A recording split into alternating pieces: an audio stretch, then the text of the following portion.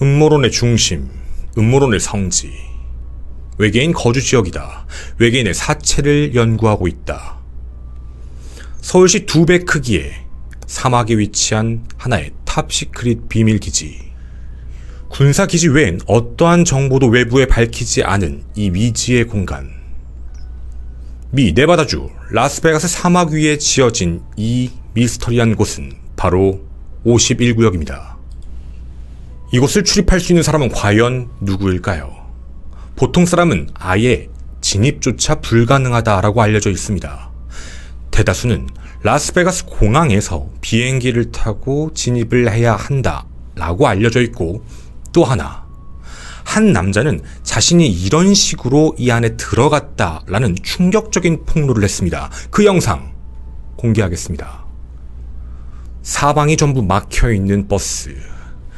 이 안을 타고 들어가 도대체 어딘지도 모르고 경산 30도 정도로 오랜 시간 동안 올라갔을 때 한 기지 시설에 도착하게 된다. 그리고 그 안에서 핸드 스캐너를 통해 출입이 가능하다라고 알려진 바로 비밀군사 기지입니다. 미국은 이 음모론에 대해 그동안 침묵으로 일관을 해왔습니다.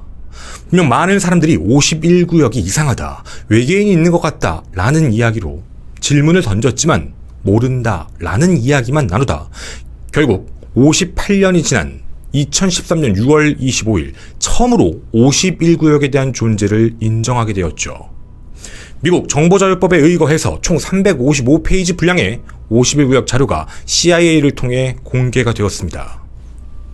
정식 명칭은 그룸레이크 공군기지.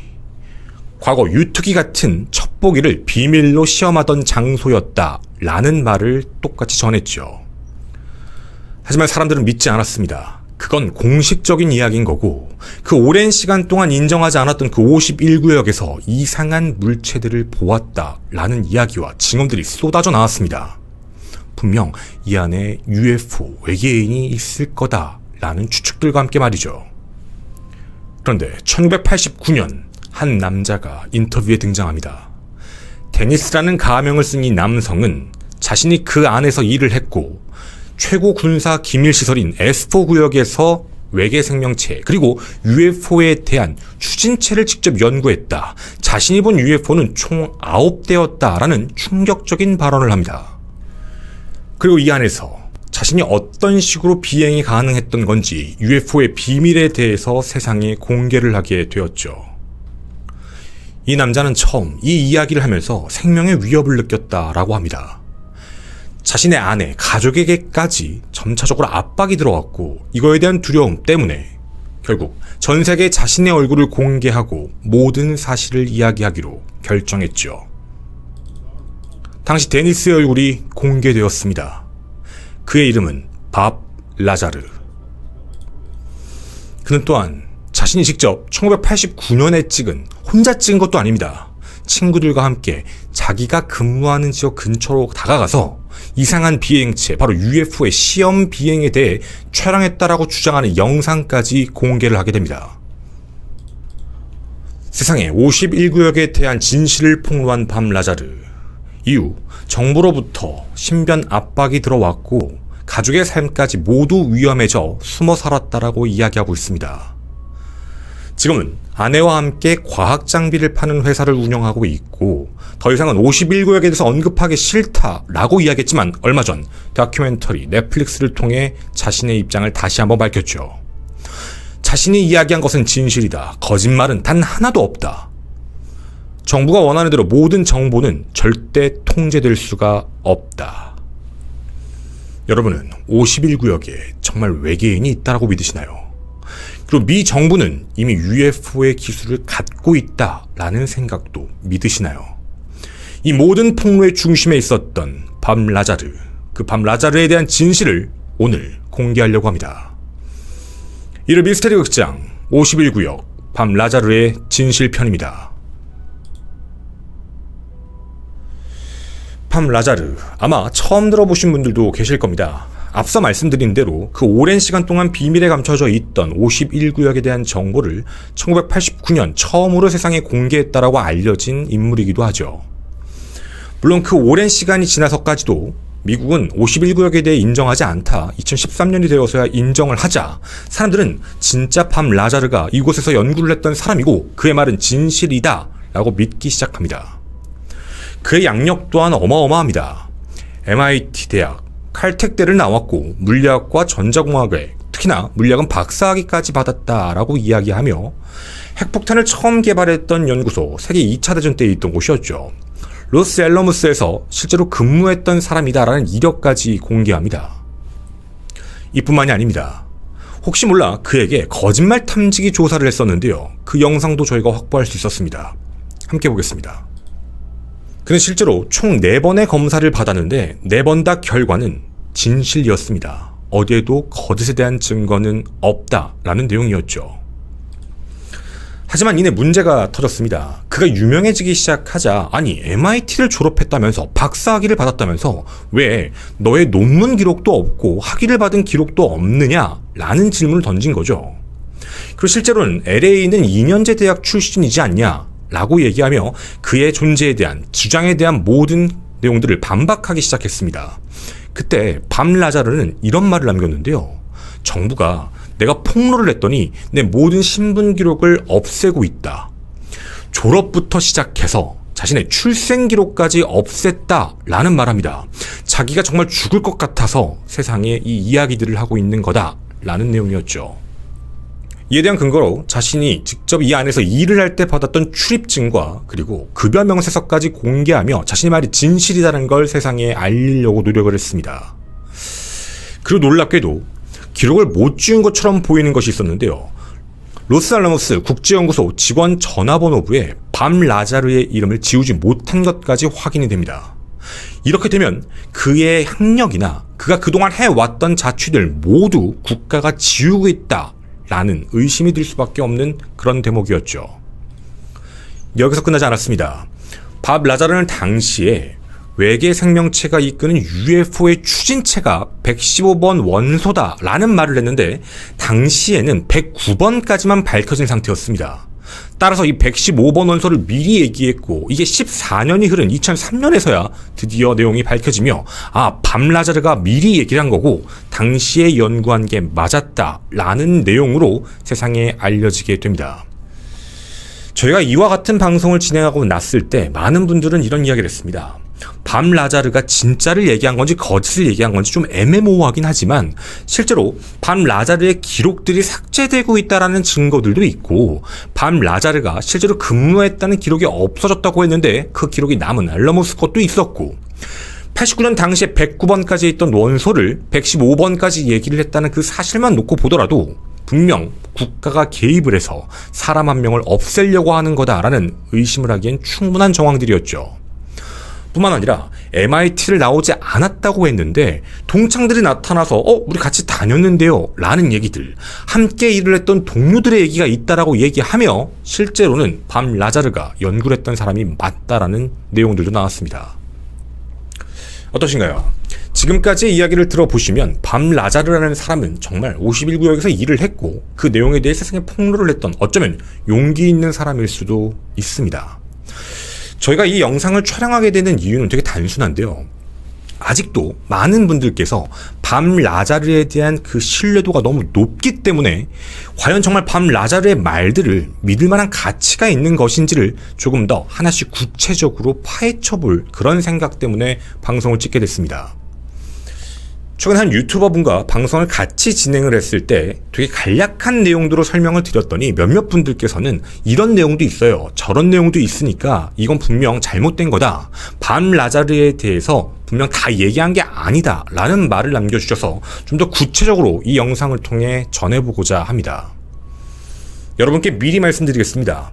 지금까지 앞에서 말씀드렸던 이 밤 라자르, 여러분은 믿고 계신가요? 우선 밤 라자르에 대한 좀 자세한 이야기를 좀 전해야겠습니다. 왜냐면 밤 라자르라는 사람의 인생에 대해서 이해를 해야 이 뒤에 어떤 내용들이 나왔던 건지를 알 수 있기 때문입니다. 자, 우선 당시에 밤 라자르가 S4 구역에서 일을 했고 친구들과 함께 UFO 시험 비행을 실제로 봤다라는 영상을 갖고 있습니다. 총 3번을 찍었는데요. 첫 번째와 두 번째는 공개했습니다. 세 번째는 공개하지 못했죠. 이유는 세 번째 거 촬영하다가 잡혀서 머리에 총기를 겨누고 이걸 삭제하거나 외부에 폭로하면 가만두지 않겠다라는 위협을 당했다라고 이야기했기 때문입니다.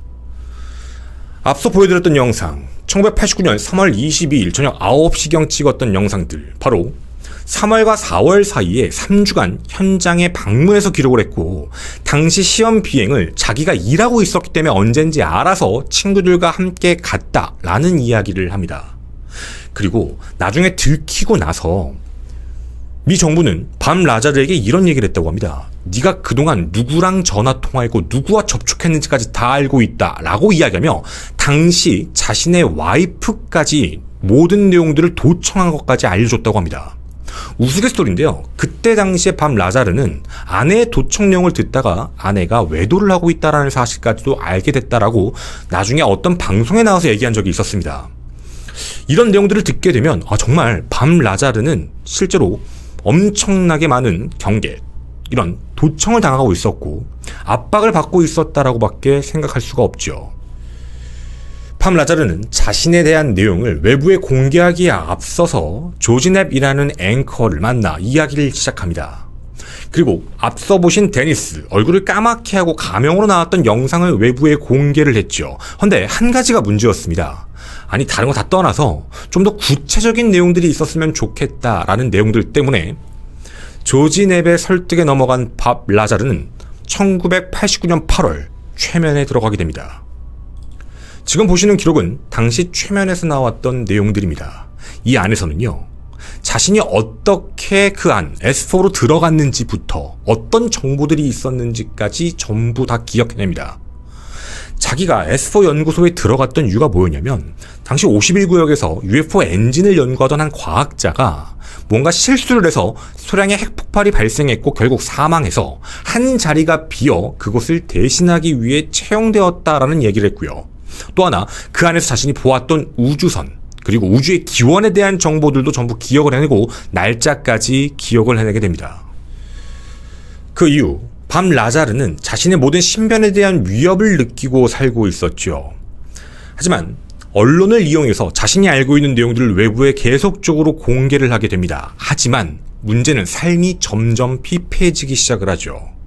아내와의 문제가 생기기 시작을 했고 결국 이혼을 하고 다른 여성까지 만나며 조금씩 마음을 다잡고 있던 상태였습니다.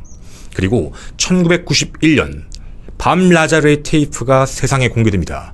자기가 알고 있던 모든 내용들을 세상에 알려지게 된 거죠. 총 3가지의 섹션으로 이야기를 하게 되는데, 첫 번째는요, 어떤 이상한 숫자를 이야기를 하면서 이게 외계 생명체가 언제 도착했는지에 대한 내용, 그리고 최소한 자기가 얘기하는 이 시점 이전에 도착을 했고 만 년이 넘는 시간 동안 왔다 갔다 했다라는 내용, 그리고 1979년 네바다주 중부에서 외계인과 정보 교환을 했다라는 내용들까지 공개를 하게 됩니다.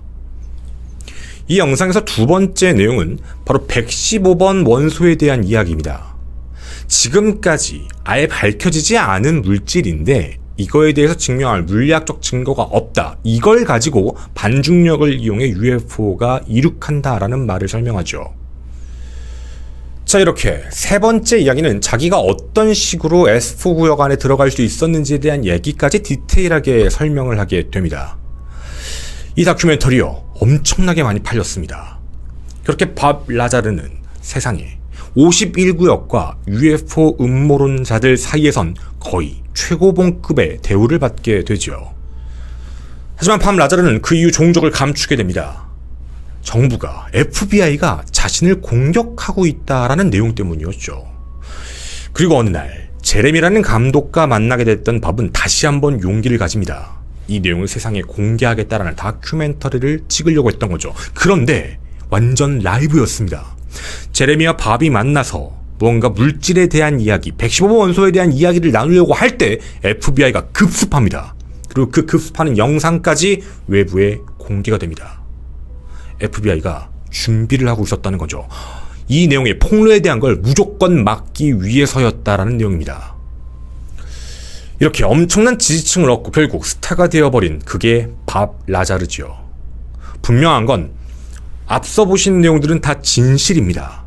밥 라자르가 폭로를 하려고 할 때 FBI가 급습했다는 것도 사실이고, 밥 라자르와 관련된 내용들이 세상에 공개된 부분들도 다 진실입니다. 그러면요, 우린 한 가지 의문점을 가져야만 합니다. 정말 밥 라자르는 외계인 그리고 UFO를 연구했던 학자가 맞을까? 우리는 밥 라자르가 폭로했던 1989년을 기점으로 해서 1989년 그 이전, 자신의 실제로 MIT를 다녔다, 아니면 연구를 했다라고 주장하는 그 시기에 대한 이야기, 그리고 89년 이후에 있었던 이야기, 그리고 마지막 최근에 아직까지도 경계를 받고 있다라고 얘기하는 총 3가지의 섹션을 나눠서 하나씩 분석을 해보고자 합니다. 우선 멀리 가지 않겠습니다. 가장 최근에 있었던, 제레미와 있었던 바로 그 일입니다. 자, 이 내용을 보시면요, 분명 우리는 FBI가 어떻게, 왜, 어째서 이곳에 갑자기 오는 걸까? 이런 계획을 세울 필요도 없는데 왜 굳이 이런 것까지 해서 세상에 알려주는 걸까라는 의구점이 드실 겁니다. 정말 FBI가 급습한 게 맞을까요? 저희는 이 영상을 좀 자세히 봐보고 싶습니다. 핸드폰에 시간을 자세히 봐주십시오. 7월 19일 5시 1분으로 써 있을 겁니다. 그런데요, 밑에 문자 시간 보이시나요? 문자는 8월 25일 저녁 8시로 써 있습니다. 지금 시각은 7월 19일. 근데 문자가 8월 25일께 왔다는 게 무슨 소리일까요? 네, 이거 조작 영상입니다. 그럼 이들은 왜 이걸 조작 영상으로 찍었을까라는 궁금증이 듭니다. 보이시나요? FBI와 경찰이 미리 보낸 내용입니다. 7월 19일 날 너희들을 찾아가겠다라는 내용입니다. 미리 발송했다는 거죠.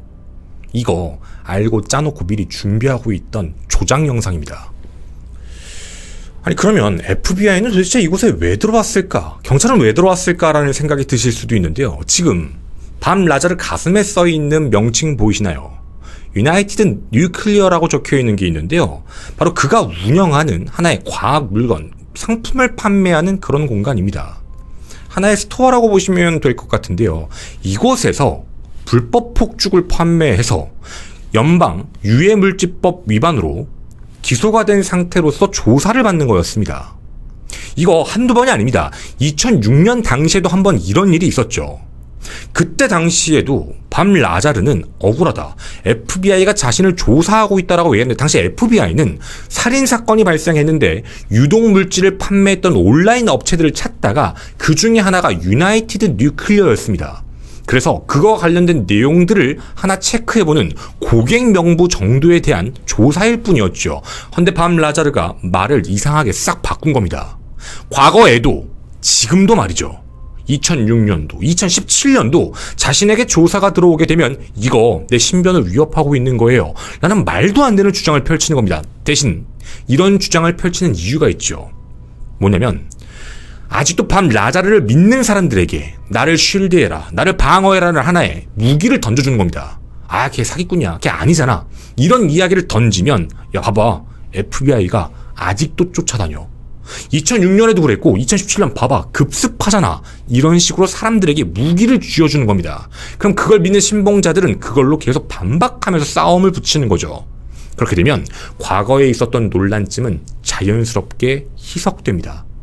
해서 현재 이야기를 먼저 하고 있는 부분이죠. 그리고 또 하나의 문제가 있습니다. 115번 원소에 대해서 언급을 했고 그게 나중에 밝혀졌다, 밥이 그걸 알고 있는 거다라는 내용이었죠. 거짓입니다. 제가 이걸 조금 더 구체적으로 진실되게 설명을 좀 드리자면, 밥은 이걸 어떤 논문, 다른 논문에서 본 걸, 자기가 얘기하기 2년 전에 본 걸 그대로 따라서 언급한 것 뿐입니다. 정확히 표현하면 자기 머리에서 나온 게 아니라는 뜻입니다. 누군가의 추측성의 이야기, 이럴 수 있을 거야라는 그 논문에 대한 내용을 어디선가 주워듣고 그 내용에 대해 마치 이게 맞는 양 외부에다 터뜨린 정도일 뿐이죠. 자, 그러면 밤 라자르에 대한 그 폭로 이후의 이야기를 잠깐 말씀드리겠습니다. 최근에 대한 이야기들은 어느 정도 정리를 해드렸으니 저희가 중간에 끼어있는 밤 라자르가 89년에 폭로한 이후에 무엇을 하고 있었는지에 대한 이야기입니다. 아실지 모르겠지만 밤 라자르는 이 폭로 이후에 한 매춘 사건에 연루가 됩니다. 해서 당시 문제가 생겼는데 그때 당시 밤 라자르는 실형 선고까지는 않았지만 유죄 판결을 받게 됩니다. 근데 외부에 나와서 이런 이야기를 하죠. 내가 유죄 판결을 받은 이유는 MIT 같은 학력에 대해서 진짜 맞다라는 주장을 자꾸 했더니 괘씸죄, 허위 진술에 대해서 계속 얘기해서 그것 때문에 유죄 판결을 받았다라는 말을 합니다. 따라서 자신의 학력은 진짜다라는 이야기를 하고 있는 것이죠. 이거 정말 진실일까요? 사실 이거에 대한 기록에 대해서 여러분에게 설명드리면 정말 실망 많이 하실 겁니다. 밤 라자르는 1989년 폭로 이후에 어떻게 보면 많은 사람들의 관심을 받을 수 있었습니다. 돈을 벌었거든요. 이때 밤 라자르가 한 곳에 빠지기 시작합니다. 바로 톤이라는 한 매춘 여성을 만나서 일종의 사랑에 빠진 것 같습니다. 그녀를 만나면서 이후 이게 좀 사업이 되겠는데 라고 느낀 게 밤 라자르였죠. 밤 라자르는 그 이후 고객 관리를 시스템 전산화시킵니다. 어떻게 보면 지금 우리나라에서 많은 문제가 생기는 걸 그때 당시에 90년대 당시에 미리 만들어 놓은 게 밤 라자르라는 거죠. 그러면서 수수료를 챙기기 시작하면서 많은 그런 사람들을 모집하기 시작합니다. 토니와 아파트 2채를 실제 렌트를 하고 그 중간에 벽에 구멍을 뚫어놨습니다. 뭐 있냐고요? 그 안에서 남성을 상대로 모든 영상을 촬영합니다. 그리고 그의 차량까지 전부 찍어놓죠. 기록을 해놓은 겁니다. 나중에 협박해서 돈을 뜯기 위한 수단으로 말이죠. 물론 이 죄명에 대해서는 직접 증거가 확인되지 않아서 무죄 판결은 나오긴 했지만 어찌되었든 이런 행위를 했다라는 게 인정이 돼서 결국엔 유죄 판결을 받았던 겁니다. 그리고 이 재판 내에서는요, 단 한 번도 학벌과 관련된 이야기를 한 적은 없습니다. 자, 이 시기가 중요합니다. 자기가 폭로를 하고 나서 그 이후 돈을 벌었던 라자르는 그런 행동을 했고 거기서도 돈을 벌기 시작했죠. 어떻게 보면 돈에 미친 상태입니다. 근데 여기서 문제가 생기고 이게 끝나고 나서 여기서 보호관찰 및 심리치료에 대한 판결을 받고 난 뒤에 밤 라자르는 마음을 다시 가다듬습니다. 내가 돈을 벌 수 있는 건 이쪽이 아니야. 바로 앞서 보신 이 다큐멘터리 영상의 제작에 올인하기 시작합니다. 그리고요, 1991년 대박이 나죠. 앞서 말씀드린 대로 돈을 엄청나게 벌게 됩니다. 자, 이렇게 말씀을 드리면 밤 라자르의 1989년 기점으로 그 뒤에 있었던 일, 그리고 추후에 있었던 일들까지 여러분에게 다 전해드렸습니다. 돈을 되게 중요시 생각하는 사람, 자신에게 불리한 내용들에 대해서 교묘하게 얘기해서 사람들에게, 자신의 신봉자들에게 하나의 무기를 쥐어주는 패턴, 정말 많이 본 음모론자들의 그 패턴입니다. 돈을 벌기 위해서 말이죠. 그럼 지금까지 얘기한 건 그래, 자기의 뇌피셜로 모든 걸 만들어낸 거니까 그럼 그 전에 있었던 기록들을 정부가 지웠고 나머진 다 진실일 수도 있잖아라는 그 내용을 한번 건드려 보려고 합니다. 우선 첫 번째, 밤 라자르의 출생 기록이 확인되지 않는다. 네, 밤 라자르의 출생 기록이 확인되지가 않습니다. 정확히 말씀드리면요, 밤 라자르는 재판까지 받았습니다. 출생에 대한 부분이 조금 어려운 건 사실입니다. 실제 라자르가 다른 주에서 입양된 사람이라 태어난 병원이 어디다라고 알 수가 없는 상황은 진실이니까 말이죠. 그렇다고 그의 기록이 모두 삭제된 게 아닙니다. 웃긴 게요, 밤 라자르가 사람들에게 공개했던 자신의 출생 증명 넘버가 있습니다.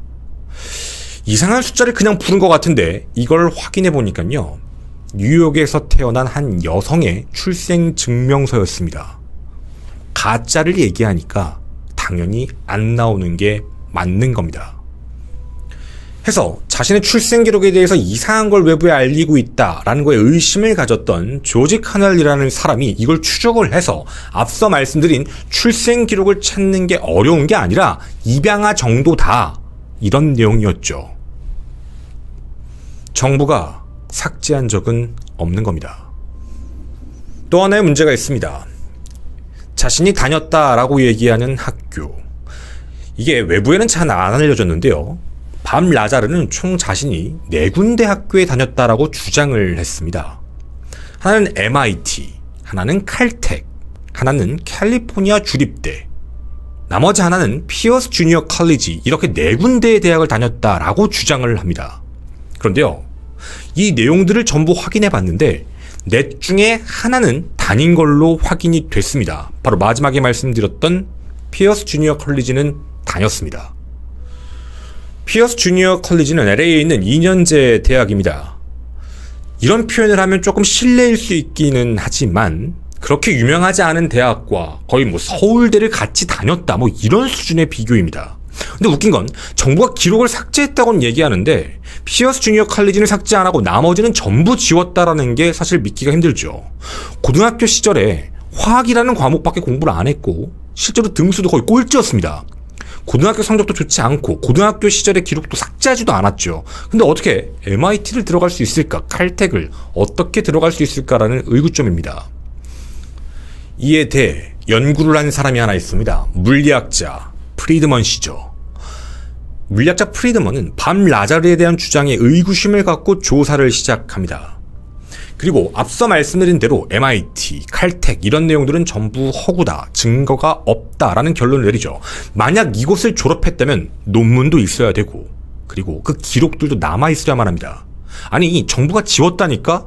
아니요. 그러면 적어도 학교 안에서 아는 사람들이 있거나 친구가 있거나 아니면 졸업 앨범에라도 사진이 있어야만 합니다.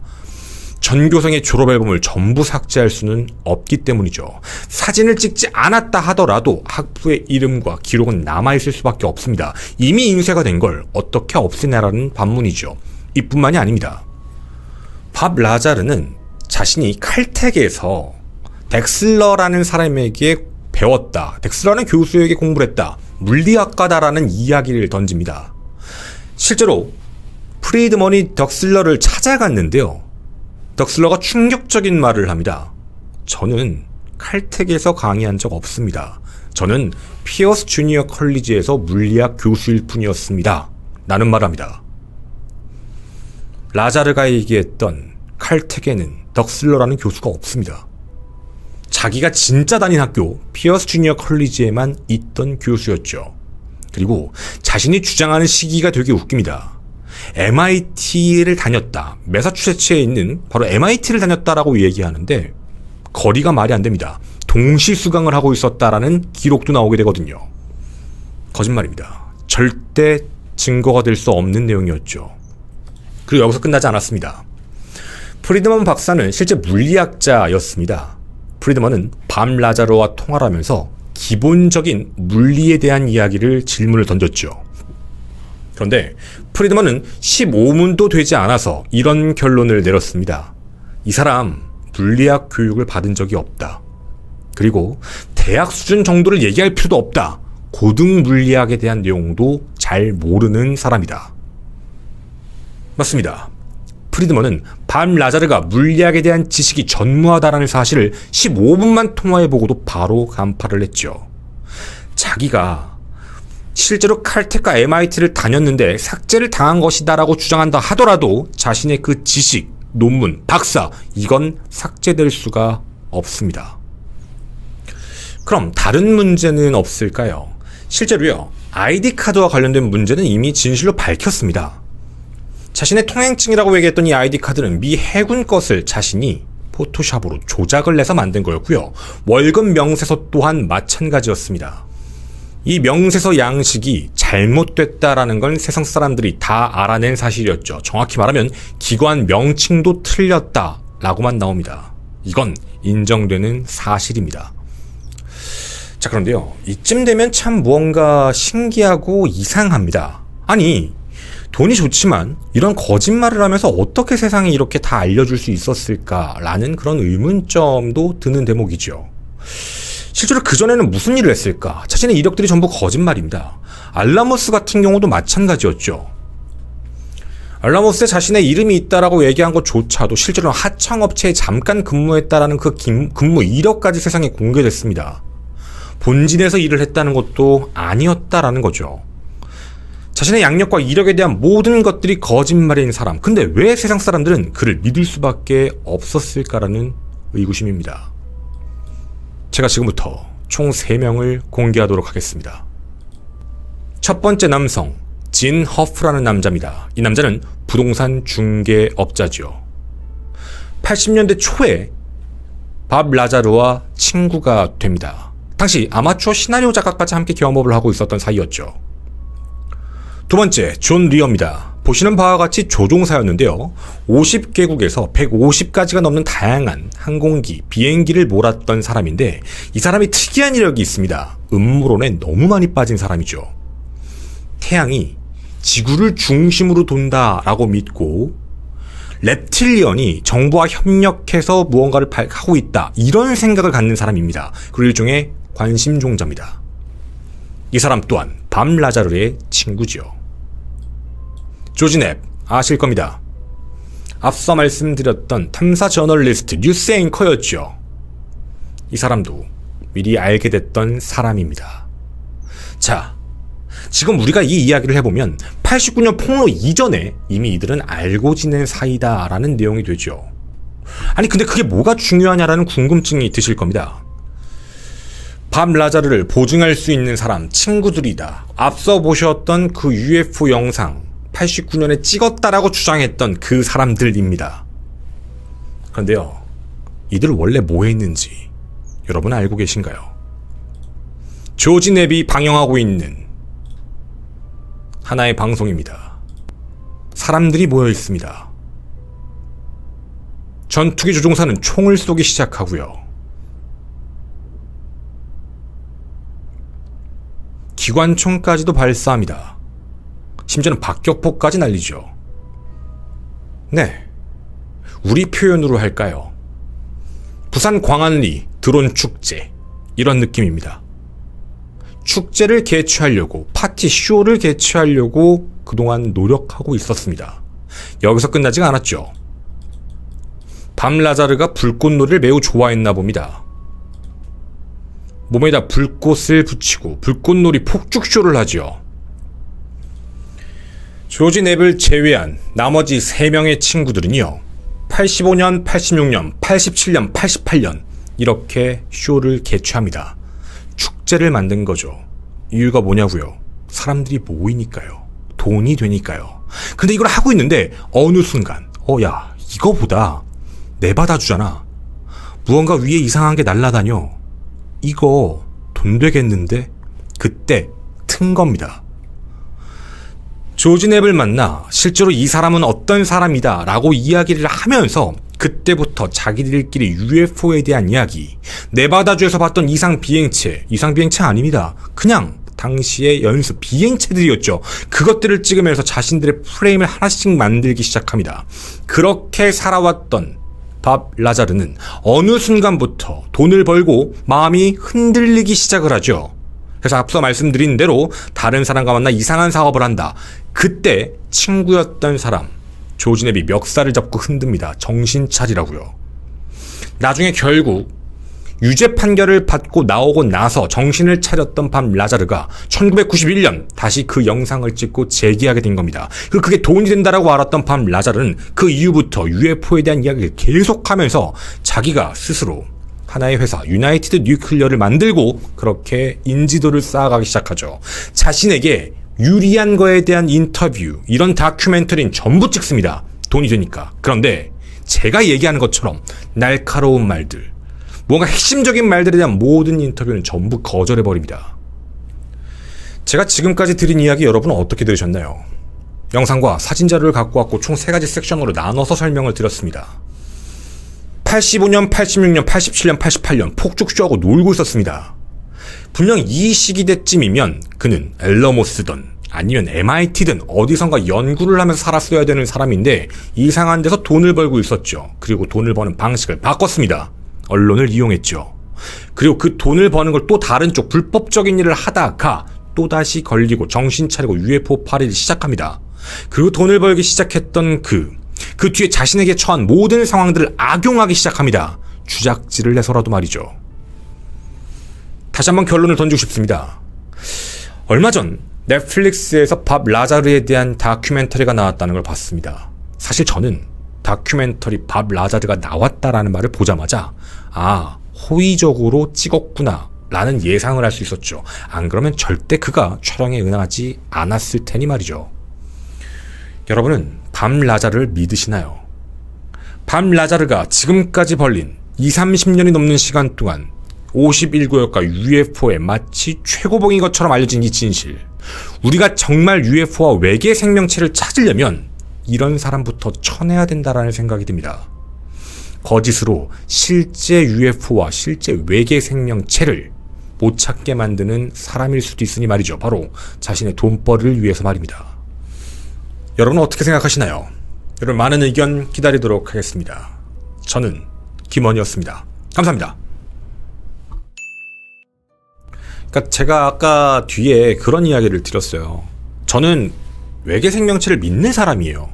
물론 UFO, UAP 같은 거에 대해서는 정확한 증거가 없기 때문에 확언을 할 수 없다라고 믿는 사람이고 외계 생명체를 절대 부정하지 않는 사람인데, 사실 이런 사람들을 우리가 경계해야 되는 이유 중에 하나가 진짜 외계 생명체나 외계인에 대한 생각이 우리가 갇혀있게 만들거든요. 이런 사람, 이런 존재, 난 이게 너무 위험하다는 생각이거든 사실요. 그러니까 이 사람 말을 지금 뭐 밝혀놓은 로 봐도 믿을 수 없지만, 이런 사람이 자기 마음대로 막 갖다 뭐 원소가 어떻고 뭐가 어떻고 자꾸 이런 얘기를 하잖아요. 그러니까 이런 얘기가 이해가 돼요. 예전에 되게 유명한 학자들이 그런 얘기를 한 적이 있어요. 옛날에 그 멕시코 UFO 뭐 외계인 사체가, 우리도 그거 찍었잖아요. 뭐 청문회에서 외계인 사체를 갖고 왔는데 자기가 발견했다라고 해서 그 막 다서 우리가 얘기했잖아. 그거 옛날부터 있었던 조작질이라고. 옛날에 그 미스테리로 찍었는데 전문 학자들이 똑같은 얘기를 해요. 뭐라 그러냐면 아무리 진실을 얘기해도 사람들은 귀담아 듣지 않는다. 그러니까 이게 무슨 소리냐면 좀 비유가 다를 수도 있는데요. 왜냐면 내가 이게 일개 유튜버야. 내가 방송에서 이거 먹으면 건강해집니다. 몸이 좋아져요. 막 이런 얘기를 해. 이 성분은 이거고요. 쩔어요. 이렇게 얘기를 해요. 그랬더니 뒤에서 어떤 사람이, 그러니까 진짜 학자야. 뭐라는 거야. 근데 그 학자가 그건 뻥입니다. 기사 아무리 내봐야 언론 플레이하는 사람을 이길 수가 없다는 거야. 계속 퍼져나가니까. 사람들은 그런 걸 찾아보지 않으니까. 이거 막을 수 없다라는 얘기예요. 그러니까 사실상 진짜 뭐라고 딱 그 느낌이냐면, 언론을 제대로 이용했고 그 언론파리에 대한 걸 이전부터 모든 음모론이 축적되어 온 과정을 그대로 밟았어요. 밤 라자르도. 그리고 되게 오랜 시간 동안 뻐기고 있죠. 그러니까 저는 우리 모두를 위해서도 이런 사람들에 대해서 더 와 해줄 필요 없어요. 이 사람 말고 딴 사람 찾으세요. 저도 열심히 찾아보고 있는데 딴 사람. 그리고 누가 보면 진실을 마주했을 때 되게 허무하다라고 얘기를 하지만 아니요. 허무한 게 아니라 이런 애를 조심해야 돼요. 그러니까 저는 사실 그 넷플릭스를 잘 안 봤어요. 그거. 그 밤 라자르 거. 왜냐면 다 아는 내용이기도 했고 건너가면서 봤거든요. 뭐야? 이러면서 뻔히 봐도 아닌 내용들이 자꾸 나오니까. 그러니까 반박할 수 있는 내용들이 나오는 게 아니더라고. 그래서 뭐야? 뭐 저도 대충 봐가지고 자세히 얘기할 수는 없는데. 그러니까 너가 뭔데 넷플릭스를 까냐? 이런 얘기하는 게 아니고요. 정확히 말씀드리면 그가 인터뷰에 응하는 건 무조건 자기한테 호의적인 내용에 대해서만 촬영이 돼요. 그동안 그래 왔어요. 그가 오랜 시간 동안 잠수 탔다 다 거짓말이에요. 했었어. 계속 팟캐스트도 나가고 어떤 라디오도 나가고 방송도 나가고 다 해봤었어요. 그러다 중간중간에 그런 일이 한 번씩 터지면 와 하고 어그로 끄는 거예요. 예를 들면 내가 만약에 밤 라자르요. 운전하고 가다 경찰이 뿅뿅뿅 해서 아 보세요. 저희 속도 위반하셨어요 하고 딱 찌를 때요. 내가 밤 라자르야. 경찰이 저를 추적하고 다닙니다. 와 무섭네요. 아니 제가 어떻게 하는지 저를 계속 따라다니면서 속도가 쭉 넘어뜨리면 바로 잡아요. 이런 식으로 얘기하는 거야. 그럼 신봉자는 와 이렇게 하는 거예요. 말을 이렇게 붙이고 저렇게 붙이는 차이인 거야 이게. 쥐가 속도 위반해서 걸렸는데 그거를 이상한 탓을 하는 거야. 나를 끊임없이 추적하고 있었다. 나를 미행하고 감시하고 있다. 그래서 내가 뭐 잘못하기를 기다리고 있다. 이러면 신봉자들은 우아하고 믿거든요. 그러니까 얘는 이 플레이를 계속 해왔어요. 지금까지도 계속 이 플레이 중이에요. 그러니까 이게 사실상 아니 FBI나 경찰 입장에선 걔가 뭔가 혐의가 있고 잘못했으니까 가서 잡은 건데 이걸 가지고 얘네가 갑자기 막 이거 봐봐 나 지금 폭로했더니 외계인 폭로했더니 지금도 날 이러고 있네 이러니까 이제 사실 입장에서 미치는 거야. 뭐야 왜 이래 약간 이런 느낌인 거거든요. 그러니까 이런 문제인 거고 저는 밤라자르와 관련되어 있는 부분에서의 정답은요. 이 영상을 보셨다면 이제 관심 끊는 게 정답이다. 아, 저 아저씨 또 그러는구나. 그래서 아, 저 아저씨가 돈이 없구나. 또 그러는구나. 아, 또 FBI를 갔다 오는 거야. 아, 또 경찰을 물었구나. 아, 이번에는 어떤 조사단체를 물었구나. 이렇게 생각하시면 속이 편합니다. 그러니까 저는 약간 그런 느낌으로 많이 보고 있어요. 저분이 돈이 궁하시구나. 그래서 그렇게 봐주셨으면 좋겠습니다. 감사합니다.